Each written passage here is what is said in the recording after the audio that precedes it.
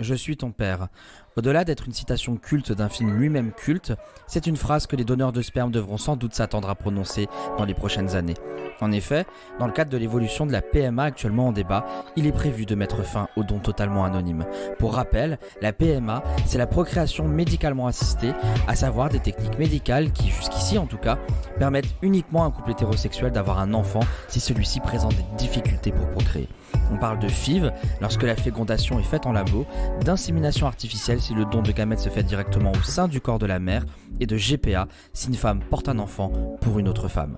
En France, la PMA est aujourd'hui très encadrée et seules les fécondations in vitro et les inséminations artificielles sont autorisées. Aujourd'hui d'ailleurs, ce sont seulement 3,4% des enfants nés en France qui sont issus d'une PMA, soit 25 000 naissances par an. Et parmi elles, seules 1250 naissances sont issues d'un donneur ou d'une donneuse tiers. Pourtant, une question se pose et un silence se brise pour les enfants issus d'un don. La question de l'accès aux origines. Et c'est précisément le sujet du jour et nous accueillons Jessica qui est issue d'une telle PMA pour parler de cette recherche de donneur, de ses origines, de son identité. Un parcours qui peut être compliqué et qui soulève des questions éthiques et pratiques quant à la levée sans doute prochaine de l'anonymat dans le cadre des dons. Alors Jessica, on se pose une question.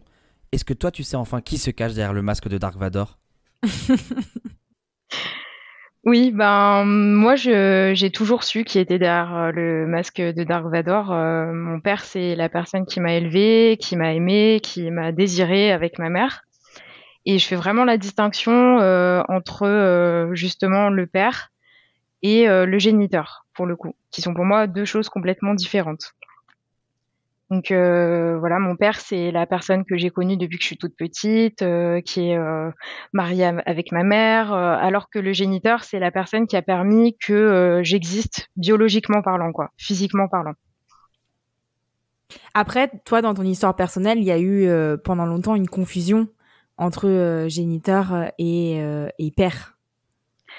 Un petit peu, oui, dans la façon dont j'ai pu l'apprendre, et je pense que justement, c'est parce que il y a quelque chose autour du don de gamètes pour les hommes qui est encore très confus et qui est lié au fait que on a longtemps caché aux enfants nés de cette manière-là, on leur a longtemps caché parce qu'en fait, comment dire, c'était quelque chose de très lié au couple hétéro genré. On disait pas aux enfants qui venaient de dons de sperme parce qu'en fait c'est lié à la question de la virilité.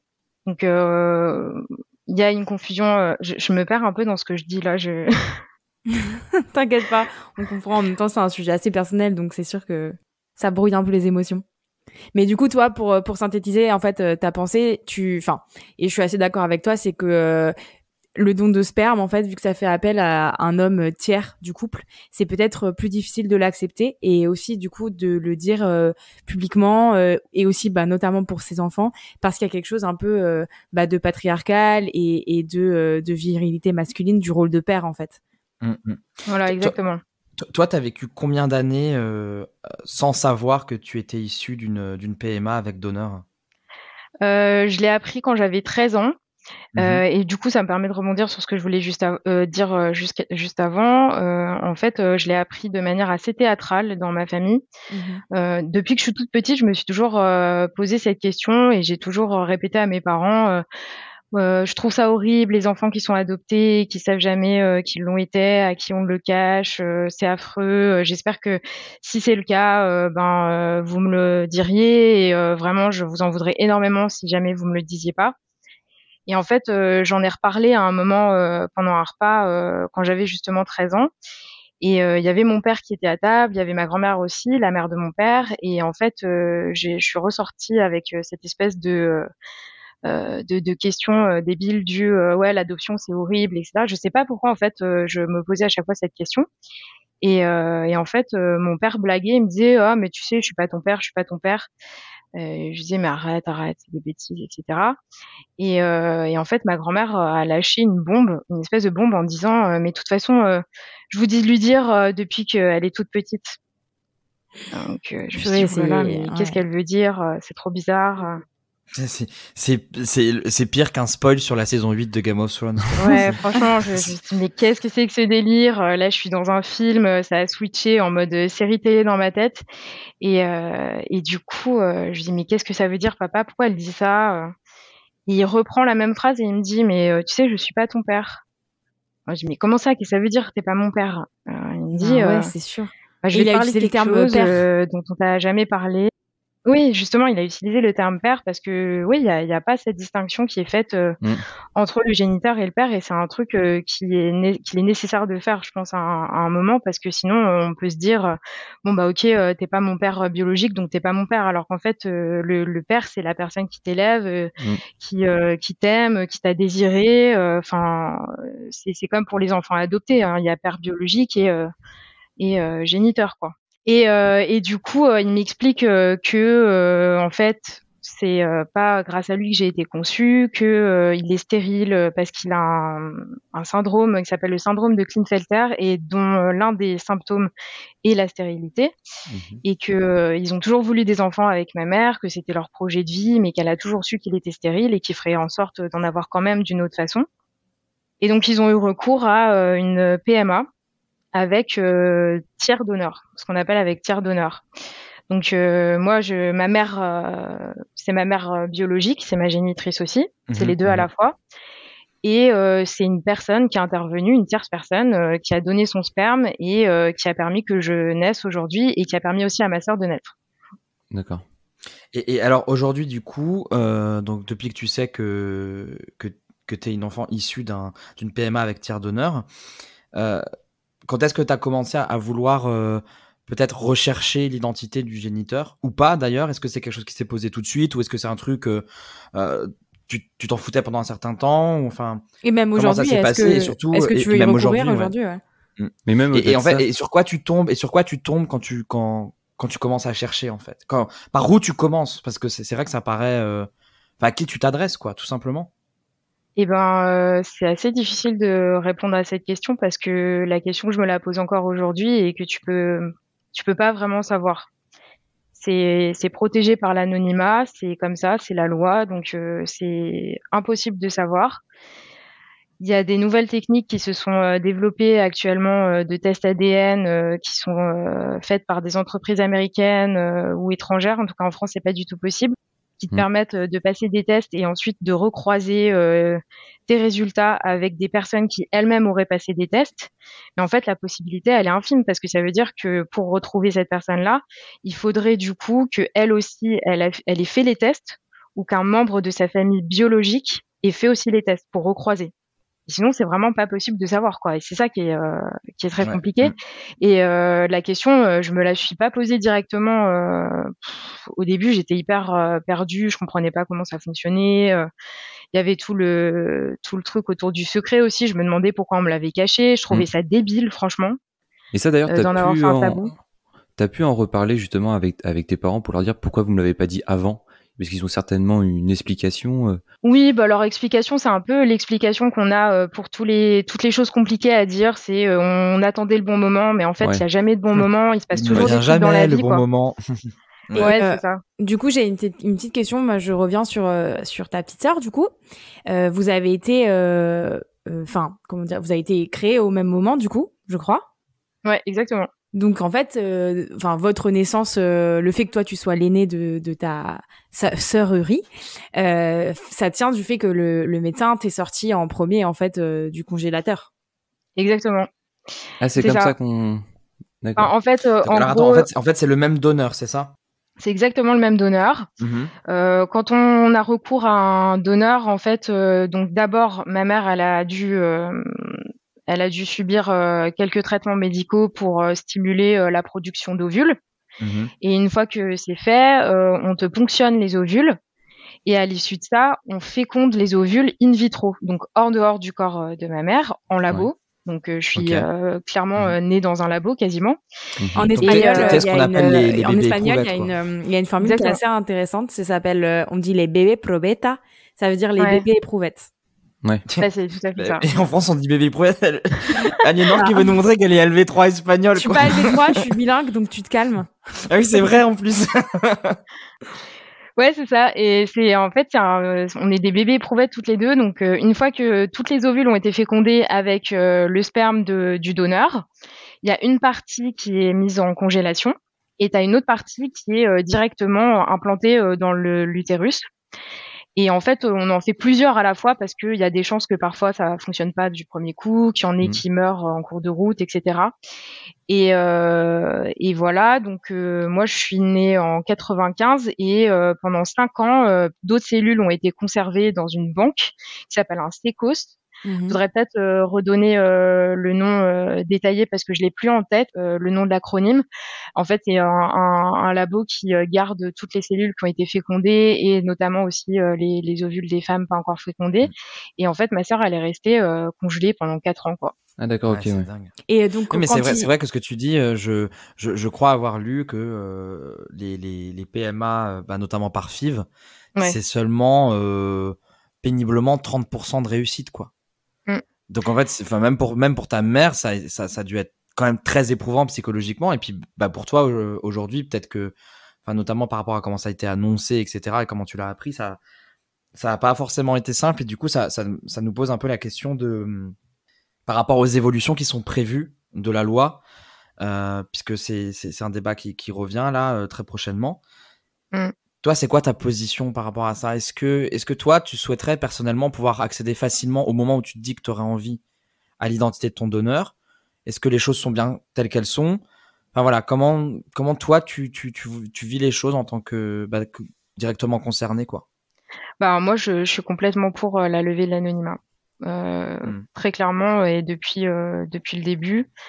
Parce que je trouve que c'est pas enfin, je comprends que les choses doivent être encadrées, mais refuser l'accès à des origines à des personnes, parce que les origines, ça permet de se construire, le fait de savoir d'où tu viens, enfin à la fois ton patrimoine génétique, à la fois ton histoire familiale ou sociale, enfin toutes ces choses permettent de se construire. Et en fait, il y a toute une partie de l'arbre généalogique qui est complètement inconnue, et je trouve ça pas normal qu'on puisse pas y avoir accès, surtout que quand en fait tu parles avec les donneurs, c'est des gens à qui ça poserait pas problème que ce soit levé. Donc en fait, l'argument qui ressort très souvent pour conserver cet anonymat, c'est ça diminuerait le nombre de dons. Et en fait, c'est complètement faux. Les donneurs sont complètement ouverts à cette idée et ils ont même été prévenus en fait qu'à un moment donné, la loi serait peut-être amenée à évoluer et que du coup, il y aurait peut-être un moment où l'anonymat pourrait être levé. Donc en fait, ils sont aussi conscients de cette chose-là. Et, et puis, je pense qu'ils peuvent comprendre à un moment donné que des personnes aient aussi envie d'avoir accès, ne serait-ce qu'à des données médicales, quoi. Enfin, par exemple, quand tu vas chez le médecin et qu'on te demande, vous avez des antécédents, est-ce qu'il y a des cancers dans votre famille, etc. En fait, tu peux pas dire oui à 100%. Ouais, c'est quoi. sûr, ouais. Et d'ailleurs, ça pose problème aussi. ce que tu dis, ça me rappelle un article que j'avais lu d'une jeune femme qui devait subir une hystérectomie. Et en fait, elle avait pas pu la faire. Quoi C'est se faire retirer l'utérus. D'accord, ok. J'espère que je dis pas n'importe quoi aux yeux des médecins, mais c'est peut-être même une hystérectomie. Enfin bon, en tout cas, voilà, c'est le retrait d'un organe, génital, et pour raison médicale. Et en fait, elle avait pas pu réaliser son opération parce qu'elle c'était une enfant adoptée qui ne connaissait pas du coup ses géniteurs, hein, ni sa génitrice ni son géniteur. Et donc ça avait posé des vrais problèmes. Enfin, sa vie avait été en danger. Et donc elle avait dû en fait pour ça avait accéléré en fait la recherche de sa génitrice et de son géniteur. Et donc finalement elle avait pu avoir accès à son opération. Mais donc effectivement il y a des cas où ça va plus loin que la recherche de l'origine, qui ne va pour autant illégitime. Enfin c'est chaque être humain depuis l'origine du monde, voilà, recherche justement d'où il vient. Donc je comprends tout à fait. Et donc pour nos auditeuristes qui ne le savent pas, je suis une très proche amie de Jessica et on a pu en parler plein de fois. Et pour le coup, j'en suis assez revenue moi de ce sujet parce qu'au début j'étais pas du tout d'accord avec toi, Jess. Enfin tu le sais, moi j'étais plutôt pour le maintien de l'anonymat ou pour que ce soit disons à la volonté du donneur, en fait, s'il le souhaite, oui, s'il le souhaite pas, non. Et en fait, effectivement, maintenant que je sais que c'est un peu, c'est contre-intuitif, en fait, moi, j'étais sûre que ça ferait baisser les dons et que du coup, ça serait encore plus problématique pour les couples qui ont des problèmes de fertilité ou j'espère bientôt les femmes en couple féminin. Donc du coup, ouais, effectivement, j'ai un peu changé d'avis là-dessus. Et du coup, je reviens sur la question du test génétique parce que malheureusement pour toi, même si la loi bioéthique passe et donc que la levée de l'anonymat sera actée et votée au Parlement, la loi n'est pas rétroactive. Donc je crois que dans ton cas, comme toi tu es né en 1995, il y aura, il me semble, le gouvernement ou l'État va faire une campagne de publicité en fait pour que les donneurs anciens lèvent leur propre anonymat de leur plein gré. Et donc toi, je voulais savoir, est-ce que toi tu en attends est-ce que déjà tu en attends que la loi soit votée enfin, parce que ça fait quand même 3 ou 4 ans qu'on l'attend. Et est-ce que de ça tu espères quelque chose de personnel en fait? Est-ce que tu espères que toi ton donneur entende parler de ça et se dise ok bah pourquoi pas? Complètement. Surtout qu'en fait, tu me l'apprends. Je savais pas du tout qu'il y allait avoir une campagne de communication à ce niveau-là. Donc, je trouve ça génial. Et ouais, carrément, j'aimerais bien. En vrai, ça serait vraiment super parce qu'il y a quelque chose d'assez frustrant à se dire que les personnes qui sont nées avant le passage de cette loi pourront peut-être jamais, alors que les nouvelles personnes qui vont naître pourront y avoir accès. Donc ouais, ce serait super cool. Franchement, j'aimerais beaucoup que les personnes se disent que oui, c'est important pour tout le monde d'avoir accès à ses origines et que du coup la chose peut être faite aussi pas en passant forcément par la loi, quoi, en le faisant de son plein gré, quoi. Et d'autant plus que donc toi en fait là pour le moment si ton donneur anonyme ne veut pas lever l'anonymat, toi il te reste uniquement le fait d'attendre les retours du test génétique parce que je crois que tu en as fait un, t'es passé par un site. Et Ouais. du coup, est-ce que la banque de données, parce que il y a plein de sites différents, mais est-ce que c'est une banque de données commune ou du coup il faut que tu le passes sur plein de sites différents parce que potentiellement il y a encore moins de chances que tu trouves quelqu'un qui a les mêmes origines que toi en fait. Mais les trucs sur internet, c'est des sites qui sont dédiés à ça ou est-ce que c'est les mêmes sites que les tests que tu peux faire pour voir les trucs du style ouais, vous avez 15% du continent africain. C'est ceux-là, c'est les mêmes. C'est les mêmes? Oui, en fait, la visée de ces sites-là et de ces sociétés-là, c'est absolument pas de retrouver les donneurs, hein. C'est vraiment, c'est lucratif. Okay. Hein. Tu fais ton test et on te dit t'as 15% d'origine italienne, 20% d'origine Moyen-Orient, etc. Et après, en fait, ça a été saisi comme un outil par les associations qui luttent pour lever l'anonymat, pour essayer de recroiser justement les donneurs et les enfants issus de dons.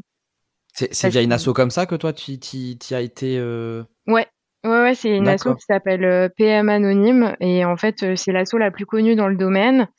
Et c'est une asso qui fait pas mal d'influence auprès du Parlement, et qui travaille avec des sociologues, avec des chercheurs aussi qui s'intéressent beaucoup au sujet des origines et de la génétique. Alors je sais pas comment ça s'est passé la première fois. Est-ce que quelqu'un a trouvé par hasard en faisant un test ah putain c'est ouf, j'ai trouvé dans mes résultats que je partage tant d'ADN avec telle personne et du coup ça pourrait être mon père ou un tel, je sais pas comment ça s'est passé, mais c'est par eux que ça a été initié, ouais.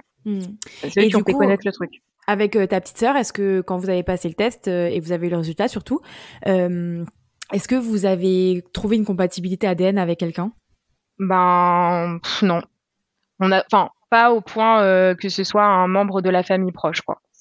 C'était à chaque fois des cousins très éloignés et en fait en recroisant c'était à chaque fois la famille de ma mère.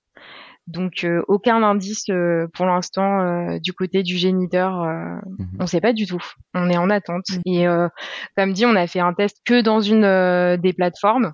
Ouais, donc c'est ça. Ça augmenterait notre chance de faire dans toutes les plateformes. C'est ça. Et c'est payant? Oui, c'est payant, ouais. Ouais, c'est payant. C'est un gros business d'ailleurs.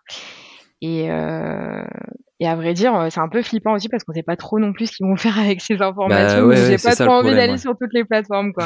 Ouais, c'est sûr, c'est clair. Ça va être sympa quand tu vas avoir des publicités sur Facebook et Snapchat par rapport à tes tests. Ouais, c'est clair. Ouais, des publicités ciblées, tu sais. Des trucs l'horreur, quoi. Ouais, c'est clair. Ouais, mais au-delà de la levée de l'anonymat, toi, ce que tu recherches, c'est le nom de ton géniteur, c'est de le rencontrer. Enfin, qu'est-ce que tu attends de ça en fait? Le premier truc auquel je pense, et c'est peut-être con, tu vois, mais c'est juste de voir un visage masculin. D'accord, ok, ouais.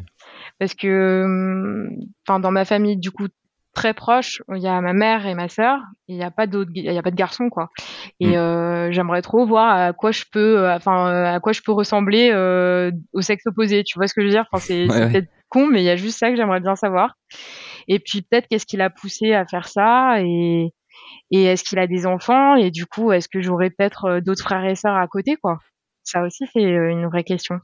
D'accord. Ouais. Et en parlant des frères et sœurs, est-ce que c'est une crainte pour toi de te retrouver à avoir un rapport sexuel ou une relation amoureuse avec quelqu'un qui pourrait partager le même donneur? Alors, j'y pense pas tous les jours, sinon ce serait trop flippant, mais ouais, tu demandes un test génétique à tout le monde, là, ça va être compliqué. C'est clair. Putain, j'avoue, tu sais, genre, tu rentres en soirée, excuse-moi, ton père, tu le connais, t'es sûr?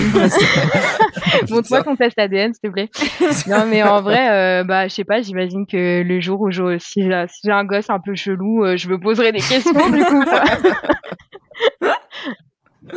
Ouais, c'est sûr. Mais parce qu'en fait, c'est des choses qui sont déjà arrivées. Alors, moi, je connais des histoires, mais pas du tout dans le cadre d'une FIV et d'un donneur anonyme, dans le cadre de maris infidèles qui ont fait des enfants à travers le monde entier. Et en fait, il y a des gens qui se sont retrouvés, en fait, à coucher ensemble alors ils avaient un père, un géniteur commun, quoi. Et d'ailleurs, on avait des histoires avec l'Espagnol et les séries de telenovelas, quoi. Mais c'est pas une série. C'est vraiment une histoire d'un proche de ma famille. Mais d'ailleurs, ça me fait penser, ça me ramène au thème des abus, en fait, parce que je crois que au Danemark, c'est pas, ou alors peut-être que ça a changé maintenant, mais en tout cas les dernières infos que j'avais, c'était qu'au Danemark, c'était pas comptabilisé le nombre de dons. Et en fait, du coup, il y avait Starbucks, hein, tout le monde a vu le film, je pense. Ouais. Les mecs, ils ont fait 1000 dons, quoi, par exemple, c'est des trucs comme ça. Et ouais. Ouais, le mec de Starbucks, il a 733 permis. Voilà, exactement. 533 enfants qui sont nés de ces dons, parce qu'en fait, c'était rémunéré, et du coup, les gens, ils faisaient que ça, quoi. Ils passaient à la branlette tous les jours pour faire de la thune, et ça a donné 533 gosses, quoi. Et en fait, ils se sont tous retrouvés et ils l'ont confronté. Ils lui ont dit, mec, t'as fait quoi là? Tu peux pas juste regarder des pornos au lieu d'aller te branler dans les labos pour 50 centimes, quoi. Ouais, mais après, il y a des gens qui ont eu des enfants grâce à lui, entre guillemets. Ouais, mais attends, 733, tu te rends compte?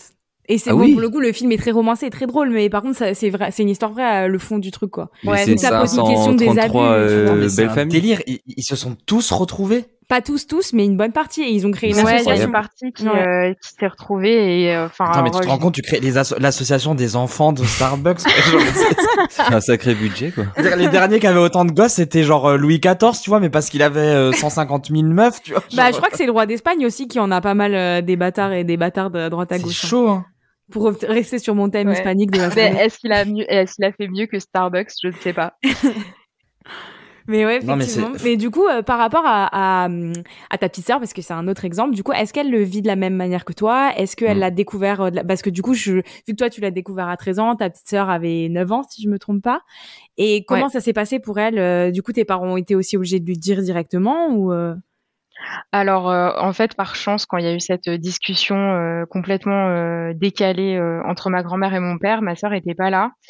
Et en fait, on l'a un peu préservée de ça. Et moi, j'y tenais vraiment, j'y tenais fortement à ce qu'elle l'apprenne pas de façon aussi théâtrale, et à ce que ce soit un truc un peu normalisé et pas grandiose.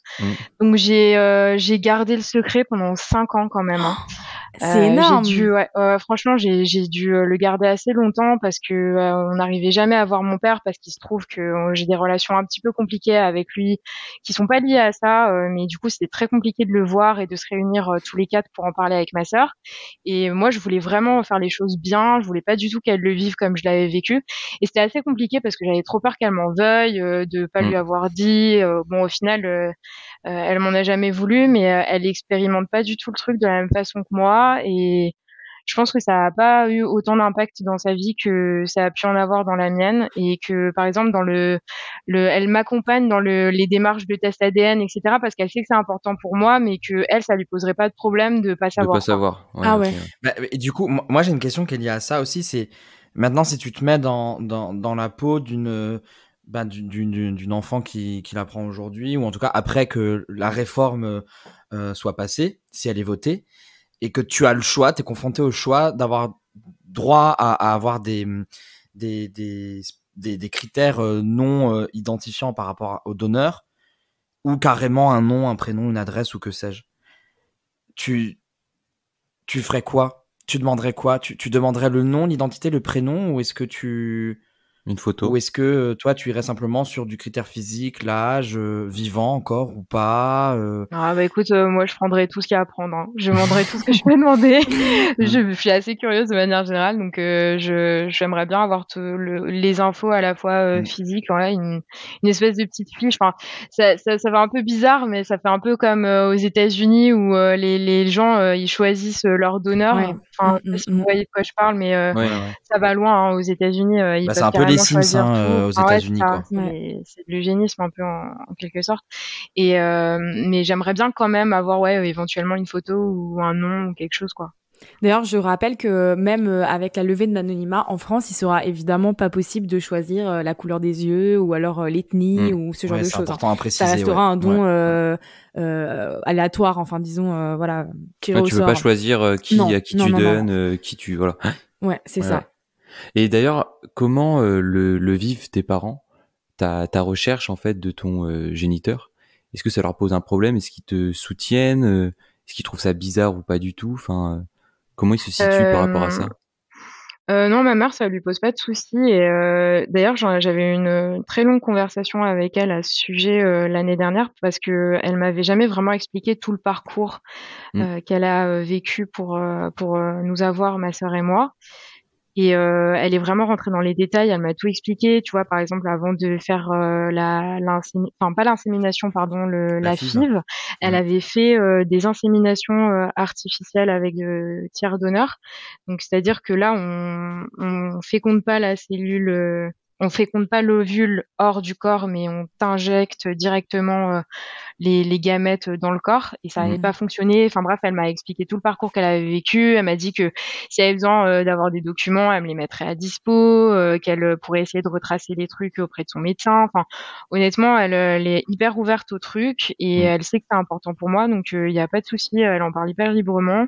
Après, avec mon père, comme je vous dis, j'ai des relations un peu compliquées, donc j'en ai pas parlé du tout, il est pas au courant, mais je sais pas trop comment est-ce que il le prendrait si je lui en parlais. Je pense que ça le ramène vachement à son syndrome et à sa maladie, et que du coup, ce serait pas hyper agréable à entendre, mais qu'au-delà de ça, il sait très bien que je le considère comme mon père et que ça changerait rien au fait que c'est la personne qui m'a élevée, qui m'a éduquée, qui m'a aimée, quoi. Mais c'est intéressant ce que tu dis parce que là, ce que tu viens de dire par rapport au père et au géniteur, c'est que j'imagine que quand tu l'apprends, forcément, il y a peut-être une crainte, comme tu disais, vis-à-vis de ton père qui t'a élevé, de peut-être pas, qui n'a pas envie d'être quelque part peut-être en compétition avec un géniteur et de se sentir du coup moins père. Ouais, c'est ça. Donc, qui a besoin d'être rassuré par rapport à ça. Et en même temps, ce que tu dis, enfin, je veux dire, c'est moi, ça me fait penser à un autre sujet qui, du coup, me touche peut-être plus personnellement sur l'aspect LGBT, etc., mais sur ce que c'est, en fait, finalement, faire famille, quoi. C'est-à-dire que toi, t'es parfaitement capable de faire cette différence entre je viens d'où, c'est quoi mes origines biologiques, et qui est ma famille, qui sont mes parents, etc. Et je trouve que c'est assez intéressant, et du coup, ça amène peut-être aussi la question de la PMA. On va pas en parler plus que ça, parce que c'est pas forcément le sujet de ce soir, mais par rapport à la PMA ouverte pour toutes les femmes célibataires ou lesbiennes qui sont en couple et qui cherchent à avoir un enfant, qui est quand même une grosse évolution de la PMA, puisque enfin c'est aussi pas mal décrié, puisque du coup la PMA n'est plus un outil médical qui vient guérir ou apporter assistance dans le cas d'une maladie grave, mais qui en fait permet à un couple qui biologiquement ne peut pas avoir d'enfant d'en avoir. Donc enfin c'est super intéressant en fait de voir que au final, pour toi aussi, même s'il y a, tu me corriges si c'est peut-être pas le bon mot, mais quelque part une souffrance de ne pas avoir accès à une origine biologique, t'es pas non plus t'as pas complètement bousculé ta cellule familiale et tes repères familiaux parents, quoi, je veux dire. Non, non, complètement. Je rejoins tout à fait ce que tu dis, et en fait, c'est con, tu vois, d'en faire un tabou et d'en avoir fait un tabou à un moment donné, parce que, enfin, comme tu dis, il y a d'autres couples homosexuels qui ont recours à ce moyen-là et qui aimeraient avoir recours à ce moyen-là. Et en fait, juste la question se pose même pas. Au bout d'un moment, tu es obligé de dire à tes enfants que maman et maman ne sont pas capables naturellement d'avoir un enfant, quoi. C'est clair. Bien sûr. Pareil pour deux pères, donc dans ces cas-là, c'est sûr que tu peux pas le cacher, enfin. c'est ça, tu peux pas le cacher. Et en c'est fait, vrai, du coup, tu vois, ça interroge parce que tu vois, là, dans ce que tu dis, une configuration avec deux femmes, forcément, normalement, faut le dire, avec deux hommes, forcément, faut le dire. Et c'est quand même, enfin, par rapport à la question qu'on avait au tout début avec la virilité, un homme et une femme qui ne, tu vois, qu'il y a une gêne de, maman et papa ne pouvaient pas avoir d'enfants parce que maladie, parce que blablabla, quoi. Ouais, mais c'est marrant, tu vois, qu'il y ait une chape de plomb par rapport à ça. Qu'il y a un tabou, en fait, il y a un tabou plus fort autour du couple hétérosexuel. Parce qu'en fait, t'as la question de la procréation qui est liée à, t'es pas totalement un homme si tu ne peux pas procréer, quoi. Oui, mais sachant que la femme aussi ne peut pas avoir des difficultés à procréer. Et je sais pas si il y a plus de facilité d'en parler si c'est une femme, par exemple, qui a eu des problèmes de stérilité, ou un homme, en fait. Je sais pas si ça joue véritablement ou... ouais, totalement. Moi, j'ai quand même l'impression aussi que, après, je ne suis pas une femme, donc peut-être que Jessica Yanor pourrait mieux le dire, mais j'ai l'impression qu'il y a aussi quand même une pression de la société sur tu es une femme, donc tu dois pouvoir procréer. Aussi, il y a aussi une pression incroyable. Énormément. La pression est des deux côtés, en fait. Moi, je le vois dans ma famille, quoi. Mais c'est ça, moi, je le vois dans ma famille, là, j'ai plein de cousines qui arrivent à 25, 27, 30 ans. Putain, la question, c'est quand un enfant? Est-ce que tu veux un enfant? Machin. Enfin, c'est hallucinant, la pression que vous avez pour enfanter, quoi. Mais moi, je ça trouve me que sidère. la pression est pas alors je suis d'accord avec vous, c'est-à-dire qu'à mon sens il y a une pression des deux côtés et je le nie pas, mais par contre c'est pas la même, c'est-à-dire que j'ai l'impression qu'une femme elle devient complète à partir du moment où elle devient mère et qu'en fait c'est à partir du moment où une femme, je sais pas, à 42 ans par exemple et n'a toujours pas d'enfant, tu t'interroges sur pourquoi elle en a pas eu. Est-ce que elle a été maîtresse d'eux pendant 20 ans et que du coup elle a raté son moment? Est-ce qu'elle a des problèmes de fertilité? Est-ce qu'elle est mariée à son travail comme on dit quand une femme veut pas avoir d'enfant pour les raisons qu'elle veut d'ailleurs? Mais de l'autre côté, pour les hommes, j'ai l'impression que ça tient plus au fait d'être chef de famille. Oui, il y a la question de la transmission du nom aussi, exactement, de la filiation. Exactement. C'est une question très masculine et très dans, c'est ce que tu disais, Jessica, au tout début, de virilité, quoi. Ouais, mais en fait, pour revenir rapidement sur ça, quand les inséminations ont démarré, que c'est vraiment devenu quelque chose de fluide répandu. Répandu dans les années 70, c'est les médecins qui carrément recommandaient aux familles de ne jamais le révéler aux enfants. C'est vrai? Ouais. Ah ouais? Donc en fait, quand les couples allaient dans les cabinets de gynéco ou dans les hôpitaux ou dans les sécos, on leur disait pour préserver la stabilité de la famille, le bien de l'enfant, on vous recommande de ne jamais le révéler. Et c'est ils avaient un briefing du mensonge, quoi. Ouais. C'est fou. Ouais. C'est fou.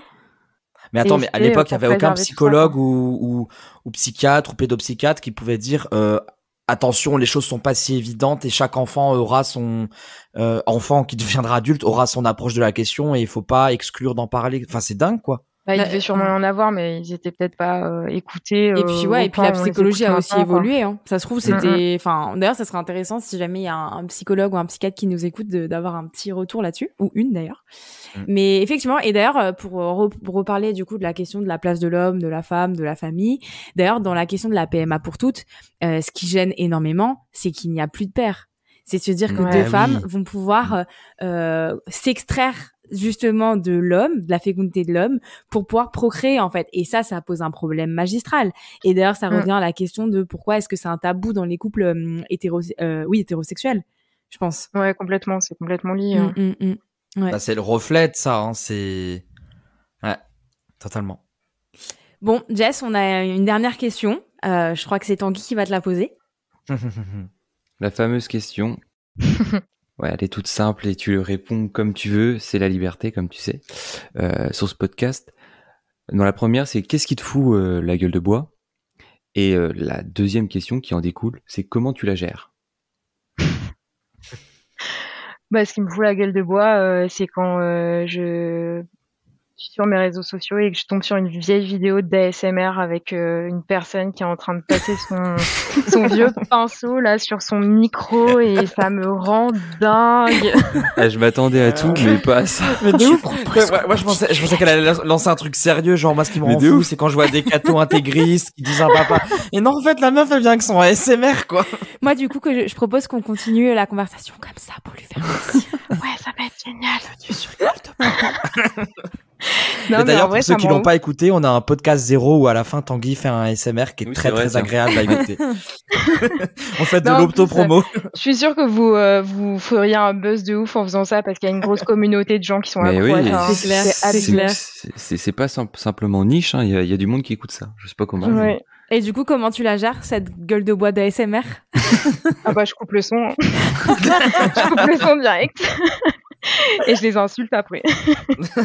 Bon, mais en tout cas, merci beaucoup Jess de t'être livré comme ça à nous. Franchement, c'était une conversation à bâton rompu, très agréable, et surtout, j'espère que ton message sera entendu par d'autres qui peut-être se posent des questions et qui pourront voir qu'en fait les réponses ne sont pas si évidentes et que même à 26 ans, après avoir cherché, questionné, interrogé, on n'a pas toujours toutes les réponses et en tout cas, moi je te souhaite vraiment de pouvoir retrouver tes origines vu que ça te tient beaucoup à cœur et voilà, c'est tout le mal qu'on peut te souhaiter. Et pour toutes les personnes qui pourraient être dans ce cas-là et qui nous écoutent, on pensera à mettre en commentaire les infos, les liens de l'association dont tu nous as parlé, Jessica. Qui peut aider toute personne qui se poserait aussi ces questions-là et qui voudrait en parler. Et ouais, même suivre les prochains débats, là, je pense que ça peut être intéressant de suivre ça. Exactement. Merci salut Jessica, merci encore. À plus tout le monde. Ciao. Salut. Voici comme promis l'instant ASMR de ce podcast.